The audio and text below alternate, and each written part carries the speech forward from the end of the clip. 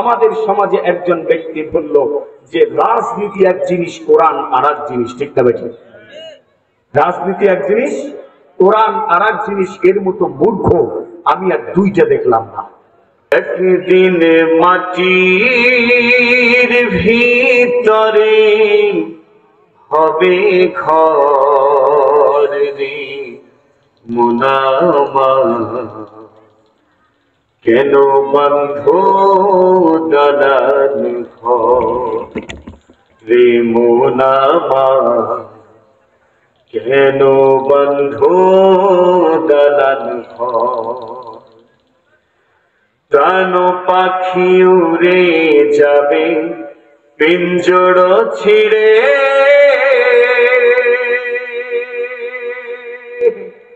ধরা ধমি সবই রবে তুমি যাবে চলে। প্রাণ পাখি উড়ে যাবে পিঞ্জর ছিড়ে, ধরা দমে সবই রবে তুমি যাবে চলে।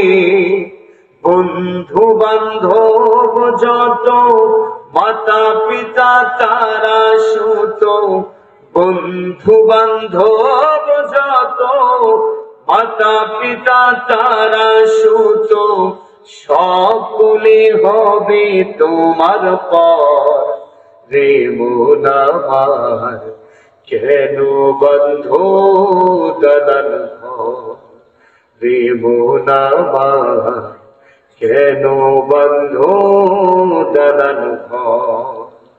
একদিন মাটির ভিতরে হবে ঘর রে মন আমার, কেন বন্ধ দালান ঘর রে মন আমার, কেন বন্ধ দালান ঘর। দেহ তোমার চরম চর গলে পচে যাবে, শিরার উপশিরা গুলো ছিন্ন ভিন্ন হবে। দেহ তোমার চরম চর সবই গলে গলে পচে যাবে, শিরার উপশিরা সবই ছিন্ন ভিন্ন হবে। মুন্ড মেরু দণ্ড সবই হবে খণ্ড খণ্ড, মুন্ড মেরু দণ্ড সবই হবে খণ্ড খণ্ড। পড়ে রবে মাটির উপর রে মন আমার, কেন বন্ধ দালান ঘর রে মন আমার, কেন বন্ধ দালান ঘর। একদিন মাটির ভিতরে হবে ঘর রে মন আমার, কেন বন্ধ দালান ঘর রে মন আমার, কেন বন্ধ দালান ঘর। সকলে পরিমাণ হাবা, আরো জোরে পরিমাণ হাবা। উত্তরশাসী লাল জামি মসজিদ দারুস সুন্নাহ এতিমখানা ও হাফিজিয়া মাদ্রাসার ছাত্রদের দস্তারবন্দি উপলক্ষে আজকের এই তাফসিরুল কোরআন মাহফিল, তাফসিরুল কোরআন মাহফিলের সদ্য সম্মানিত সভাপতি, আমরা সকলেই তাকে চিনি কি চিনি না? যারা বলেন চিনি কি চিনি না?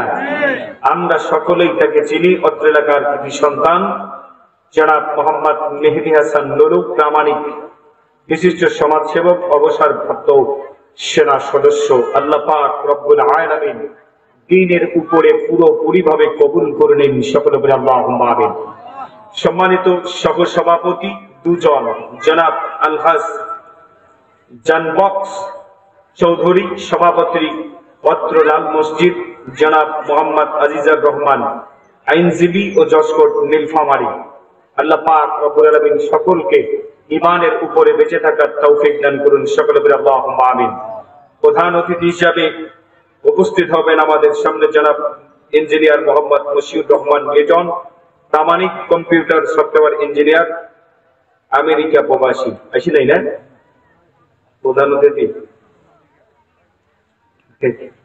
আল্লাহ পাক রব্বুল আলামিন ওনাকেও দ্বীনের জন্য কবুল করুন, সকলে পড়ি আল্লাহুম্মা আমিন।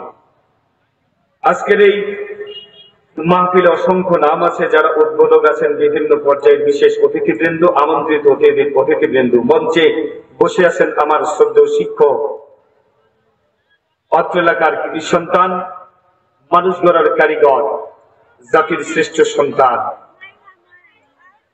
জনাব হযরত মাওলানা আলহাজ নুরুল্লাহ বসুনিয়া, মুহাদ্দিস, মুন্সিপাড়া কামিল মাদ্রাসা সোনাপলি। আল্লাহ পাক রব্বুল আলামিন আমার শ্রদ্ধেয় শিক্ষককে উচ্চ মর্যাদাশীল হিসাবে কবুল করুন, সকলে পড়ি আল্লাহুম্মা আমিন। মঞ্চ বিশিষ্ট সম্মানিত জ্ঞানী গুণী ব্যক্তিগণ, মাহফিলের প্যান্ডেলের নিচে বসে থাকা সম্মানিত শ্রোতা মণ্ডলী, পর্দার অন্তরালের আমার অবলা সরলা সতী সাধবী, সর্বগুণী গুণান্বিতা মা এবং বোনেরা, স্নেহের কচিকাচারা, হৃদয়ের গভীরে যাদের স্থান, সম্মানিত যুব সমাজ, এখনো যারা বাহিরে ঘুরে বেড়াচ্ছেন তাদেরকেও সালাম দিচ্ছি। আসসালামু আলাইকুম ওয়া রাহমাতুল্লাহি ওয়া বারাকাতুহু। কিছু লোক বললেন না কেন আমার উপর মন খারাপ? বললেন না কেন ভাই? সালামের উত্তর, সালাম দেওয়া কি? জোরে বলেন, সালাম দেওয়া কি? মুসলমান জানে না সালাম দেওয়া কি। ঠিক আছে, সালাম দেওয়া কি সুন্নত, সালামের উত্তর দেওয়া কি ওয়াজিব। আমি সালাম দিলাম, সুন্নত কামাই করলাম, আপনারা উত্তর যদি না দেন কবিরা গুনাহ হবে। কবিরা গুনাহ করতে চান? করতে যদি না চান প্রত্যেকটা কথার সঠিকভাবে জবাব দেবেন।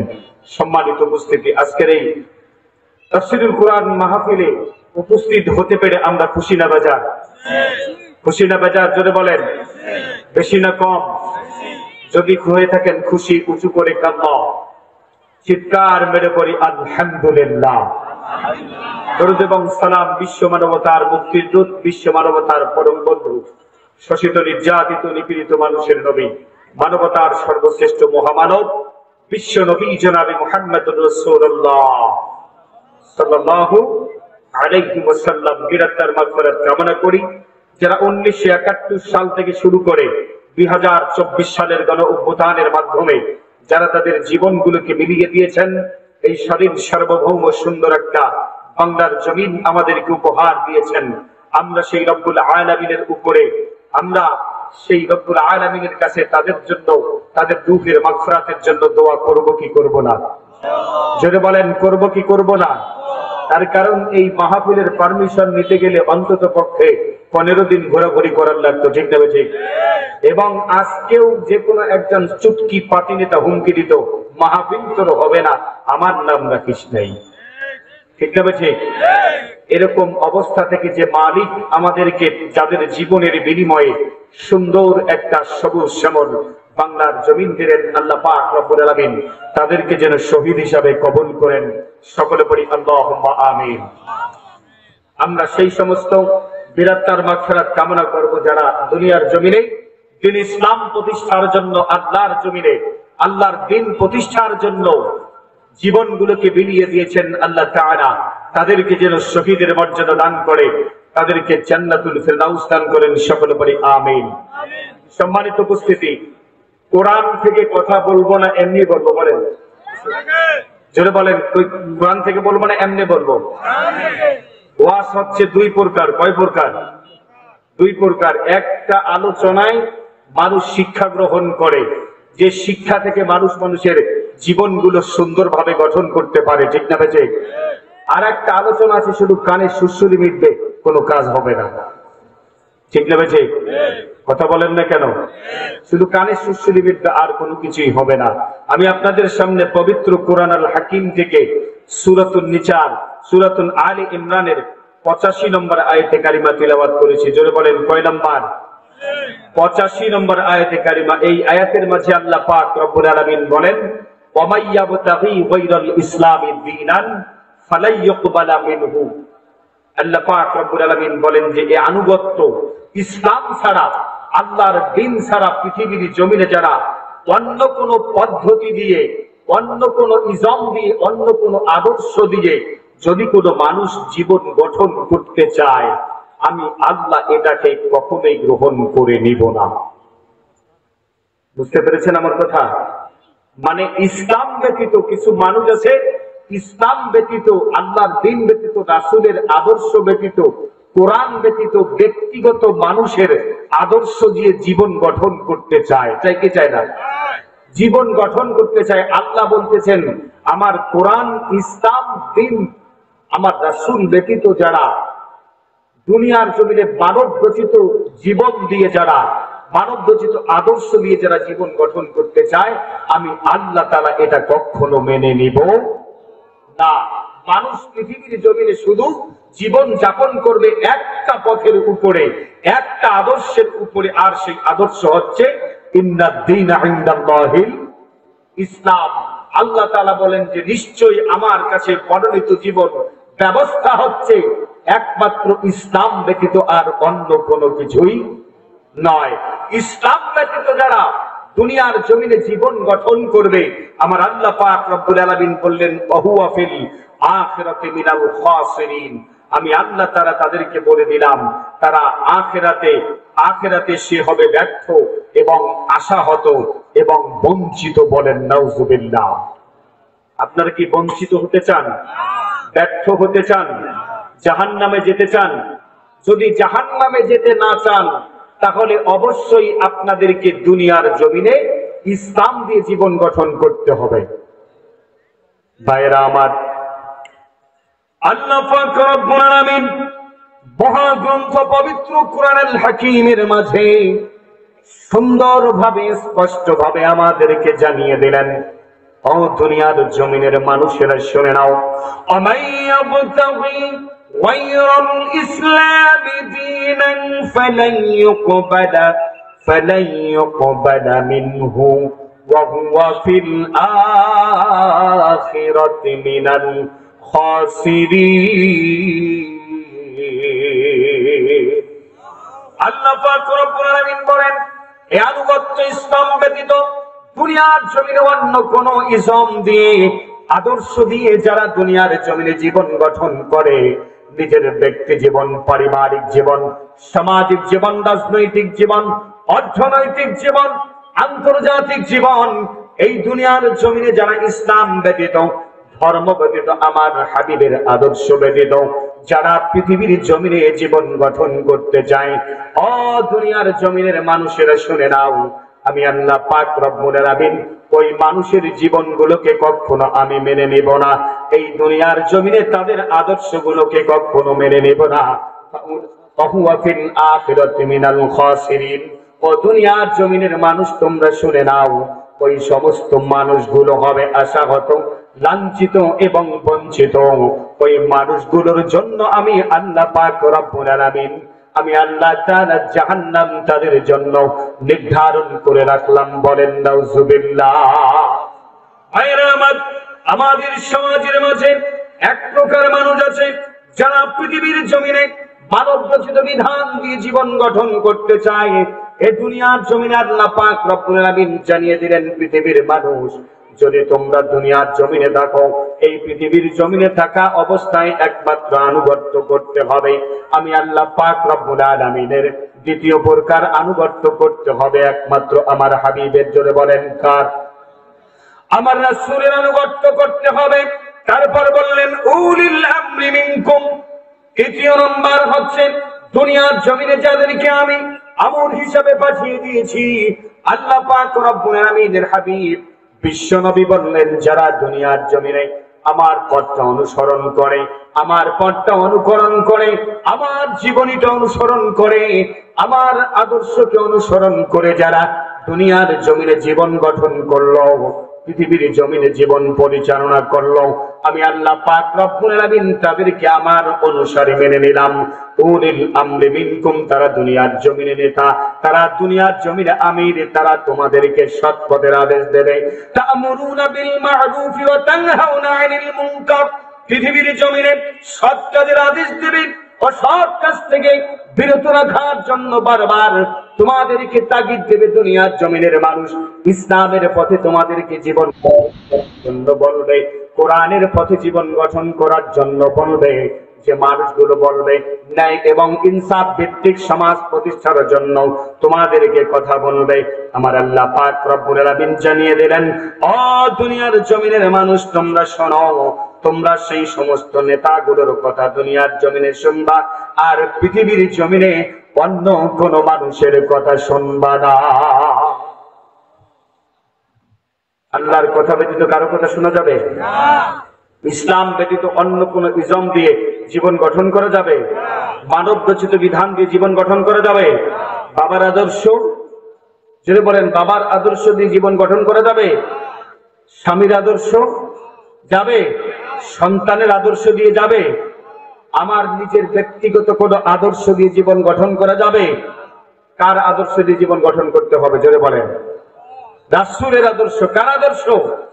রাসূলের আদর্শ। এতক্ষণ থেকে ওয়াজ করলাম, বুঝতে পারেন নাই? বুঝতে পারেন নাই? একমাত্র রাসূলের আদর্শ ব্যতীত দুনিয়ার জমিনে আর কারো আদর্শ দিয়ে জীবন গঠন করা যাবে না। আল্লাহ পাক রব্বুল আলামিনের হাবিব বলেন, ও দুনিয়ার জমিনের মানুষ শুনে নাও, আমি আল্লাহ তাআলা তোমাদেরকে জানিয়ে দিলাম, যারা দুনিয়ার জমিনে নিজেকে শাসক দাবি করো, এই বডিটা হচ্ছে একটা শাসক, এই বডিটা হচ্ছে একটা রাষ্ট্র, তোমার পরিবারটা হচ্ছে একটা রাষ্ট্র, তুমি একজন মেম্বার, তোমার ওয়ার্ডটা হচ্ছে তোমার একটা রাষ্ট্র, তুমি একজন চেয়ারম্যান, তোমার ইউনিয়নটা হচ্ছে তোমার একটা রাষ্ট্র, তুমি একজন এমপি, তোমার একটা আসনটা হচ্ছে তোমার উপজেলাটা হচ্ছে তোমার একটা রাষ্ট্র।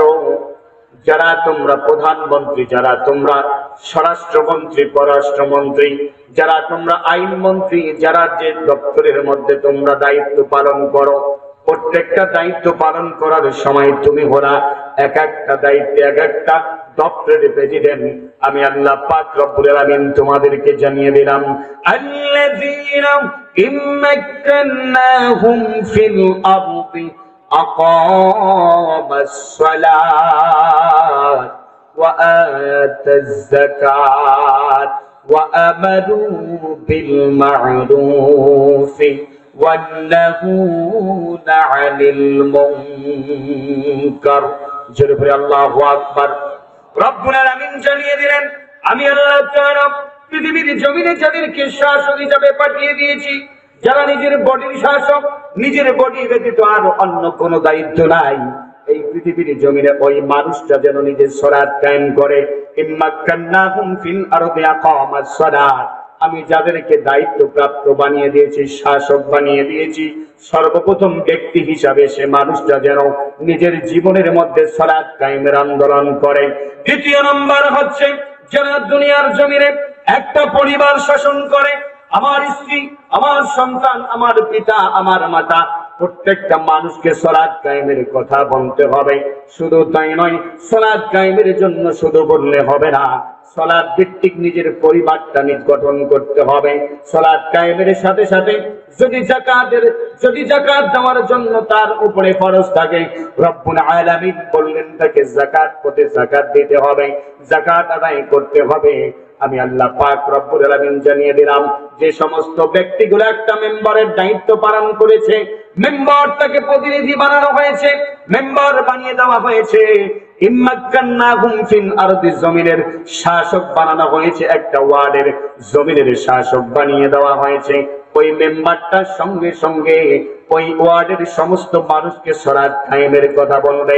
শুধু সালাত কায়েমের কথা বলবে না, সালাত প্রতিষ্ঠার আন্দোলন করার জন্য, দুনিয়ার জমিনে সালাত ভিত্তিক রাষ্ট্র প্রতিষ্ঠার জন্য কথা বলবে। যারা দুনিয়ার জমিনে একটা চেয়ারম্যানের দায়িত্ব পালন করেছে, আমি আল্লাহ পাক রব্বুল আলামিন তার গোটা ইউনিয়নটার মধ্যে আমি রব্বুল আলামিন তাকে সালাত প্রতিষ্ঠা করার জন্য দায়িত্ব দিয়ে দিলাম। আর যারা এমপির দায়িত্ব পালন করেছে, আমি আল্লাহ পাক রব্বুল আলামিন তাকে তার আসনটার মধ্যে সালাত প্রতিষ্ঠার আন্দোলন করার জন্য বলে দিলাম।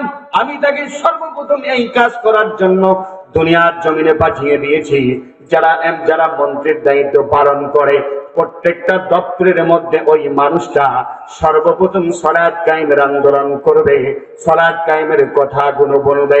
যারা প্রধানমন্ত্রী ওই মানুষটা সালাত কায়েমের কথা বলবে। সালাতটাকে গোটা জমিনের মানুষদেরকে, গোটা দেশের মানুষদেরকে, গোটা রাষ্ট্রের মানুষগুলোকে সালাত কায়েমের আন্দোলনের কথা বলবে। যদি ওই মানুষগুলো এই দায়িত্ব পাওয়ার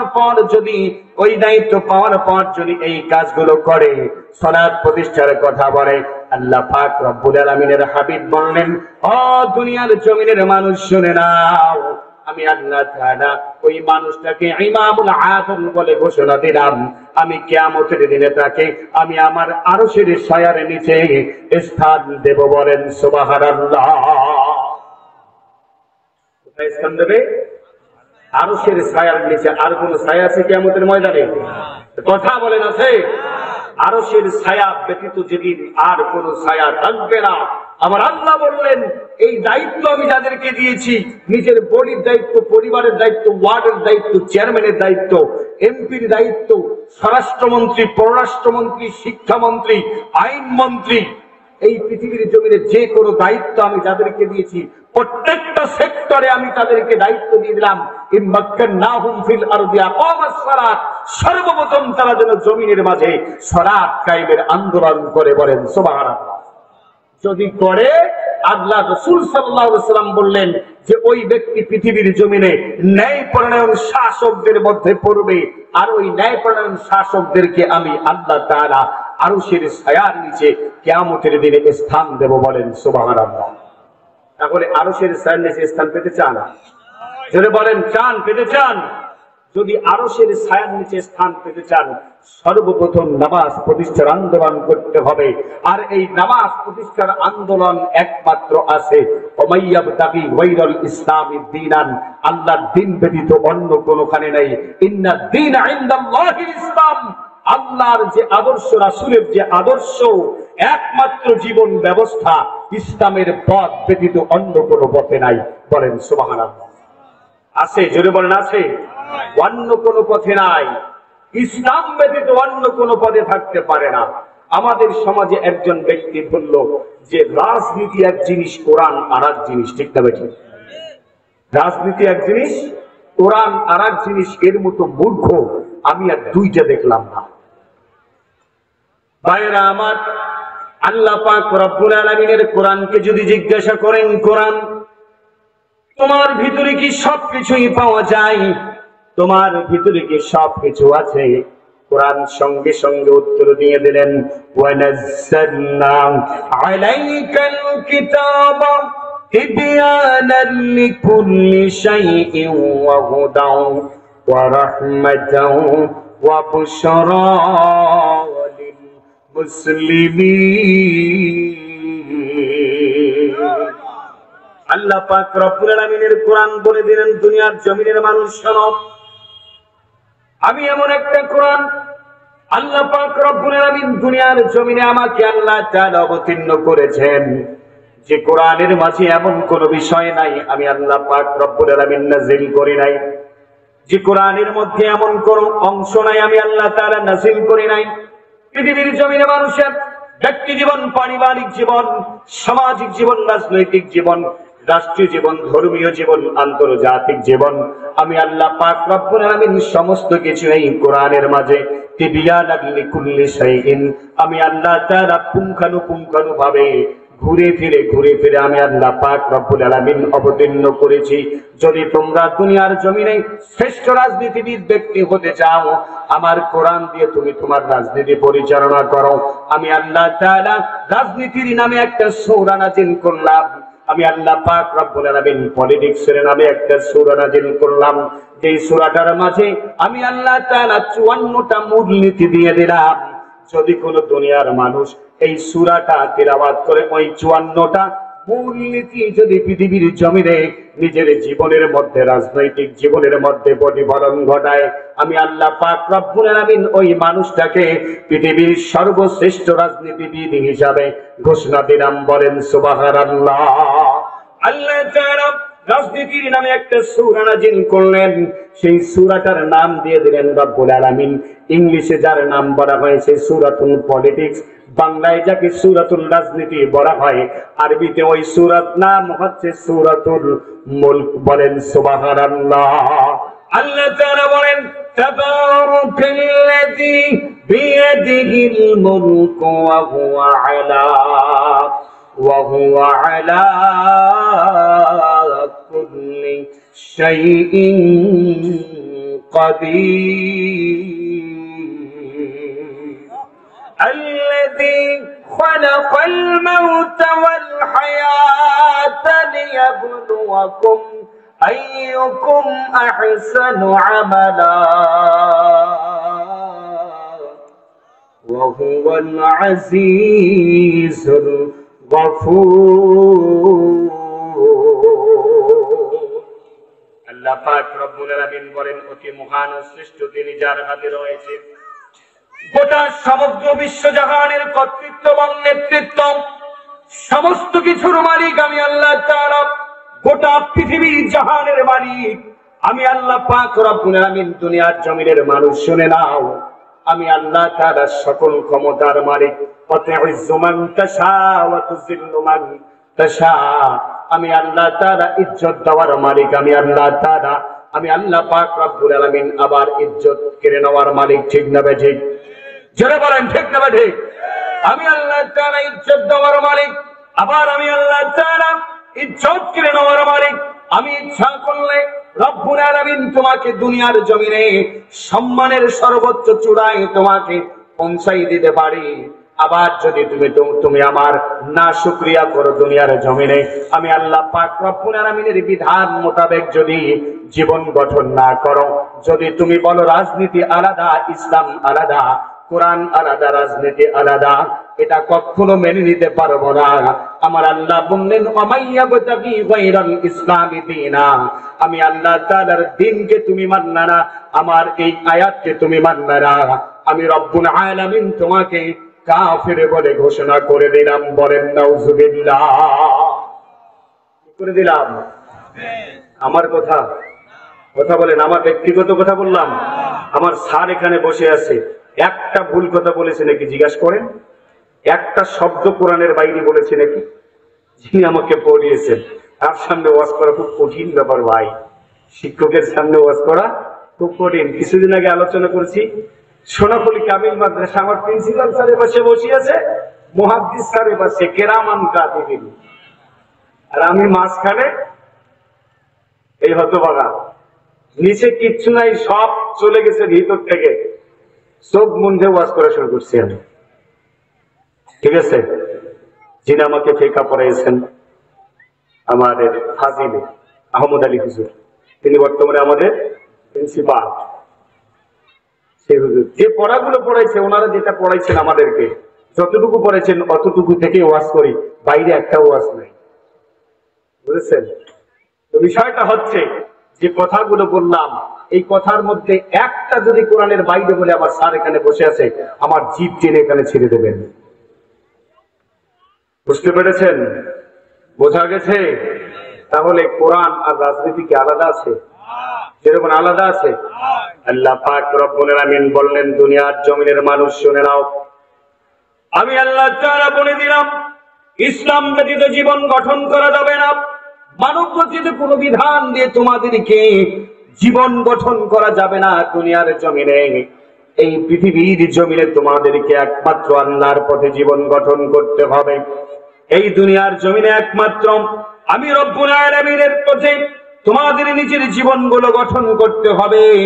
অন্য কোন পথে তোমাদের জীবনগুলোকে গঠন করা যাবে না। আল্লাহ পাক রব্বুল আলামিন বলেন, আল্লাহ পাক রব্বুল আলামিন বলেন, ও পৃথিবীর মানুষ শুনে নাও, এক প্রকার মানুষ পৃথিবীর জমিনে আছে, দুনিয়ার জমিনে আছে, যারা তোমাদের সামনে যখন উপস্থিত হয় তোমাদেরকে বলে ওয়াইদা লাকুল্লাযীনা আমানু ক্বালু আমান্না ওয়াইদা খালাউ ইলা শায়াতিনিহিম ক্বালু ইন্না মাআকুম ইন্নামা নাহনু মুস্তাহজিউন। আল্লাহ পাক রব্বুল আলামিন বলেন মুনাফিকরা তোমাদের সামনে যখন যাবে তোমাদের মতো হবে, ঈমানদারদের সামনে যখন যাবে তখন তারা বলবে ওয়াইদা লাকুল্লাযীনা আমানু ক্বালু আমান্না। আর যখন তাদেরকে বলা হয়েছে অন্য লোকদের মতো যেভাবে তারা ঈমান এনেছে তোমরা ঠিক তেমনি ভাবে ঈমান আনো, তখন তারা বলে তাদের মতো তোমরা ঈমান আনো। তখন তারা বলে ক্বালু আনুমিনু কামা আমানাস ওয়াইদা লাকুল্লাযীনা আমানু ক্বালু আমান্না ওয়াইদা কিলা লাহুম আমিনু কামা আমানান নাস ক্বালু আনুমিনু কামা আমানাস সুবাহা। যখন তাদেরকে বলা হয় তোমরা ওই মানুষদের মতো ঈমান আনো যে মানুষগুলো ঈমান এনে রাসূলের পথে জীবন গঠন করতেছে, দুনিয়ার জমিনে আল্লাহ পাক রব্বুল আলামিনের পথে জীবন গঠন করতেছে, তখন তারা জবাব দেয় ক্বালু আনুমিনু কামা আমানাস সুবাহা। তখন তারা জবাব দিয়ে যায় আমরা কি ওই সমস্ত নির্বোধ আবার লোকদের মতো ঈমান আনবে? এটা কখনো হতে পারে না। আলা ইন্নাহুম হুমুস সুফাহা ওয়ালাকিন লা ইয়ালামুন। আল্লাহ পাক রব্বুল আলামিন আবার বলে দিলেন সাবধান, আসলে এরাই হচ্ছে প্রকৃত নির্বোধ, এরা নিজেরাই নির্বোধ, এরা কখনো এটা উপলব্ধি করতে পারে না।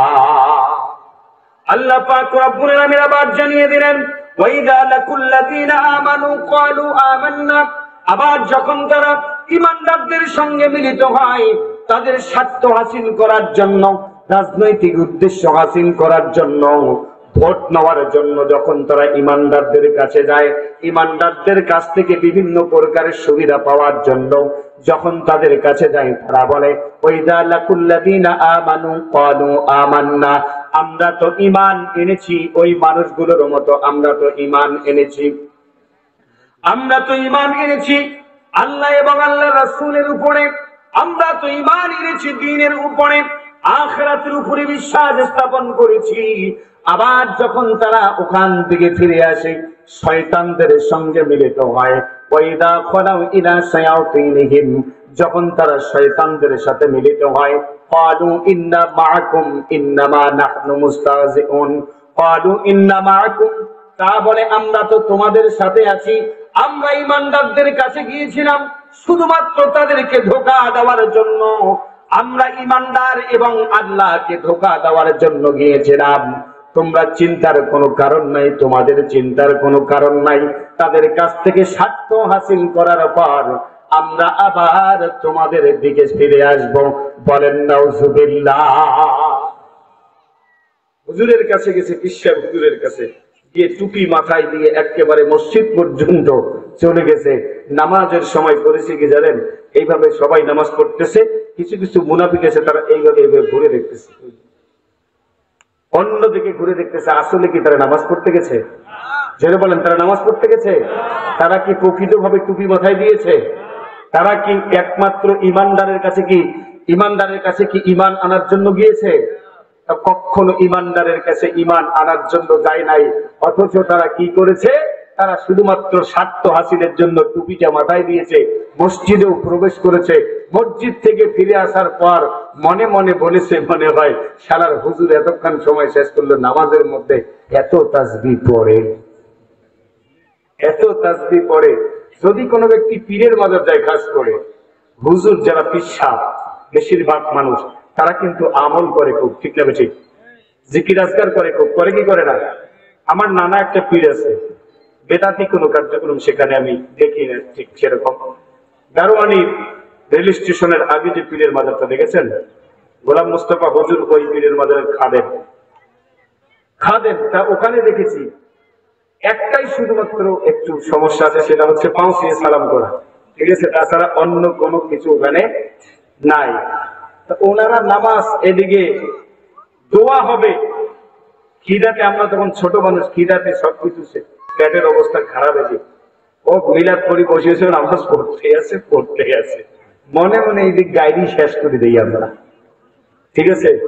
প্রকৃতপক্ষে ঈমান আনার জন্য তারা যায় নাই, প্রকৃতপক্ষে টুপি মাথায় দেয় নাই, প্রকৃতপক্ষে তারা হুজুরদের সাথে ঈমানের কথা বলতে যায় নাই। তারা শুধুমাত্র গেছে কিসের কারণে? স্বার্থ হাসিলের কারণে। বেশিরভাগ বেঈমান এবং বাটপার গুলো সেই স্থানের মধ্যে যায়, ঠিক আছে? বেঈমান এবং বাটপার গুলো যারা সুদ খায়, যারা ঘুষ খায়, যারা জেনা করে, যারা ব্যভিচার করে, যারা লুণ্ঠন করে মোমেনদেরকে কষ্ট দেয়, ওই মানুষগুলো। আল্লাহ পাক রব্বুল আলামিন বলেন, ওগো নবীজি শুনে নেন, এই মানুষগুলো কখনো ইমানদার হতে পারে না। আমি আল্লাহ তাআলা বলে দিলাম, আপনি শুনে নেন, এই মানুষগুলো দুনিয়ার জমিনে শুধুমাত্র মুমিনদেরকে ধোঁকা দেওয়ার জন্য এসেছে। এই পৃথিবীর জমিনে তারা মুমিনদেরকে ধোঁকা দেওয়ার জন্য এসেছে। তারা বলতেছে আমরা আল্লাহ এবং আল্লাহর রাসূলকে ধোঁকা দেওয়ার জন্য এসেছি। আল্লাহকে ধোঁকা দিলাম, আল্লাহর রাসূলকে ধোঁকা দিলাম, এই দুনিয়ার জমিনে ওই মানুষগুলোকে ধোঁকা দিলাম। আমরা তো তাদের কাছে ঈমান আনার জন্য যাই নাই। রব্বে কারীম সুন্দরভাবে স্পষ্টভাবে আবার পবিত্র কোরআনুল কারীমের সূরাতুল বাকারার 15 নম্বর আয়াতে কারিমা নাযিল করে জানিয়ে দিলেন, আল্লাহু ইস্তাগযিউ বিহিম ওয়া ইয়ামুদ্দুহুম ফি তুগয়ানিহিম ইয়ামাহুন।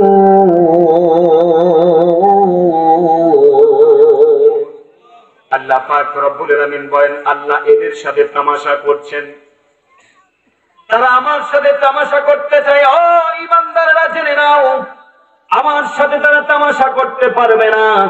আমি আল্লাহ তাদের সাথে তামাশা করতেছি।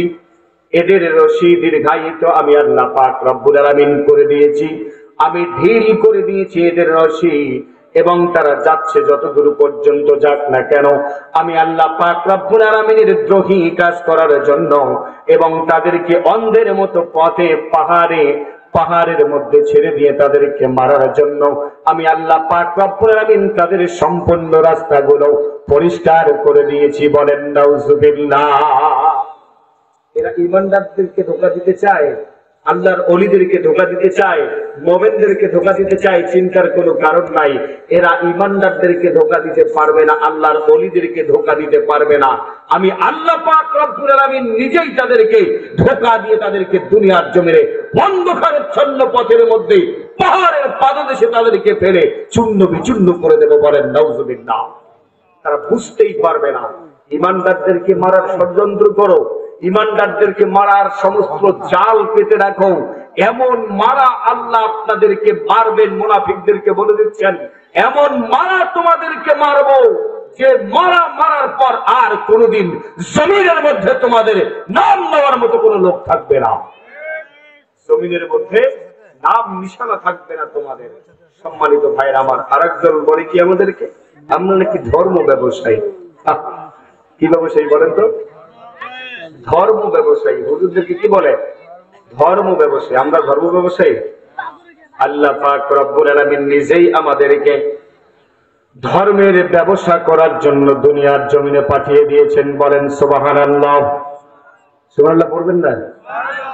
আল্লাহ পাক রব্বুল আলামিন ঈমানদারদেরকে বলেছেন, তোমরা ধর্মের ব্যবসা করবা। এই ধর্মের ব্যবসার আমি আল্লাহ তাআলা তোমাদেরকে ব্যবসার কথা বলে দিলাম। এই ব্যবসা করলে আমি আল্লাহ পাক রব্বুল আলামিন তোমাদেরকে জাহান্নামের আগুন থেকে মুক্তি দান করব। বলেন সুবহানাল্লাহ। আল্লাহ তো নিজেই ধর্মের ব্যবসা করতে বলেছেন। বলছি কি বলে নাই? নিজেই ধর্মের ব্যবসা করতে বলেছেন। সূরাতুস সাফের 10 নম্বর আয়াতে কারিমার মাঝে আল্লাহ বলেন, ইয়া আইয়ুহাল্লাযীনা আমানু হাল আদুল্লুকুম আলা তিজারাতিন তুনজিকুম মিন আযাবিন আলীম। আরো আস্তে কোন, আরো আস্তে কোন। আল্লাহ পাক রব্বুল আলামিন বলেন, ও দুনিয়ার জমিনের মানুষ শুনে নাও, ইয়া আইয়ুহাল্লাযীনা আমানু হাল আদুল্লুকুম আলা তিজারা। ওহে যারা ঈমান এনেছো, যারা পৃথিবীর জমিনে নিজেকে মুমিন দাবি করো, মুত্তাকি দাবি করো, যারা পৃথিবীর জমিনে নিজেকে ঈমানদার দাবি করো, হাল আদুল্লুকুম আলা তিজারা, আমি কি তোমাদেরকে এমন একটা ব্যবসার কথা বলবো না, তুনজিকুম মিন আযাবিন আলীম, যে ব্যবসা করলে আমি আল্লাহ পাক রব্বুল আলামিন তোমাদেরকে জাহান্নামের আযাব থেকে আমি আল্লাহ তাআলা নিস্তার দান করব, বলেন সুবহানাল্লাহ। কে বলেছেন? কথা বলেন, কে বলেছেন? ব্যবসার কথা আছে না, আল্লাহ বলে নাই? সে ব্যবসা কি? কিসের ব্যবসা? আল্লাহ তাআলা সর্বপ্রথম বললেন সেই ব্যবসার 1 নম্বর পুঁজি হচ্ছে ঈমান, বলেন সুবহানাল্লাহ। আরো জোরে বলেন সুবহানাল্লাহ। সেই ব্যবসার 1 নম্বর পুঁজি হচ্ছে ঈমান। তুমিনুনা বিল্লাহ, 1 নম্বর পুঁজি হচ্ছে ঈমান, ওয়া রাসূলিহি, এবং তোমাদের রাসূলের উপর ঈমান আনতে হবে। আমি আল্লাহর উপর ঈমান আনতে হবে, আমার রাসূলের উপর ঈমান আনতে হবে। যদি নিজেকে ঈমানদার দাবি করো, মুমিন দাবি করো, আমি আল্লাহ তাআলা তোমাদেরকে যে ব্যবসা করার জন্য বলে দিলাম সেই ব্যবসার 1 নম্বর পুঁজি হচ্ছে আমার উপরে এবং আমার রাসূলের উপরে ঈমান আনা। আমার উপরে এবং আমার রাসূলের উপরে ঈমান আনার মানে হচ্ছে দুনিয়ার জমিনে শরীয়ত ভিত্তিক জীবন গঠন করা, বলেন সুবহানাল্লাহ। শরীয়ত ভিত্তিক জীবন গঠন করা, ফাহাল্লা হালালাহু ওয়া হারামা হারামাহু, যেটা হালাল সেটাকে হালাল বলে মেনে নিতে হবে। শরীয়ত যেটাকে হালাল করে দিয়েছে সেই হালালটাকে হালাল বলে মেনে নিতে হবে। শরীয়ত যেটাকে হারাম করে দিয়েছে সে হারামটাকে হারাম বলে প্রত্যাখ্যান করতে হবে। এর নাম হচ্ছে ঈমান। দ্বিতীয় নম্বর হচ্ছে ঈমান আনার দ্বিতীয় কাজ হচ্ছে পৃথিবীর জমিনে আমি আল্লাহ তাআলার, আমি আল্লাহ পাক রব্বুল আলামিনের উপরে ঈমান আনে সালাত কায়েম করা, সালাত প্রতিষ্ঠার আন্দোলন করা। এই দুনিয়ার জমিনে যখনই তুমি ঈমান আনলা, ওই ব্যবসা করার জন্য 1 নম্বর পুঁজি যখনই ঈমান আনলা, দ্বিতীয় নম্বর হচ্ছে দ্বিতীয় নম্বর হচ্ছে ওয়াতুজাহিদুনা ফি সাবিলিল্লাহ। আল্লাহু আকবার না বলবেন? আল্লাহ পাক রব্বুল আলামিন বললেন ওই ব্যবসার 1 নম্বর পুঁজি হচ্ছে ঈমান আনা আল্লাহ এবং আল্লাহর রাসূলের উপরে।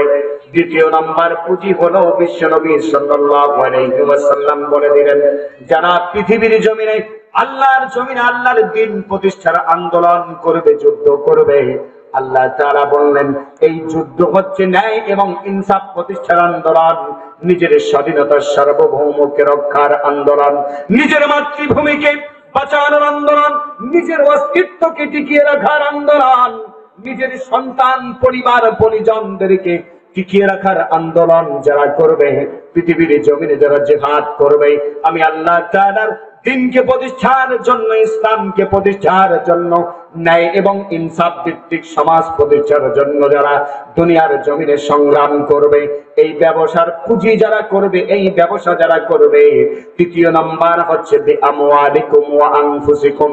এই পৃথিবীর জমিনে ইসলাম প্রতিষ্ঠার জন্য, ঈমানকে টিকিয়ে রাখার জন্য তোমাদেরকে সম্পদ দিতে হবে। শুধু সম্পদ নয়, এই ব্যবসার পুঁজি 1 নম্বর ঈমান আল্লাহ এবং আল্লাহর রাসূলের উপরে, দ্বিতীয় নাম্বার হচ্ছে জিহাদ করা, সংগ্রাম করা, তৃতীয় নাম্বার হচ্ছে বিআমওয়ালিকুম, তোমাদেরকে সম্পদ দেওয়া, সম্পদ দিতে হবে, সম্পদ দান করতে হবে, চতুর্থ নাম্বার হচ্ছে ওয়া আনফুসিকুম, নিজের জীবনগুলোকে দ্বীনের পথে, ইসলামের পথে বেরিয়ে দিতে হবে।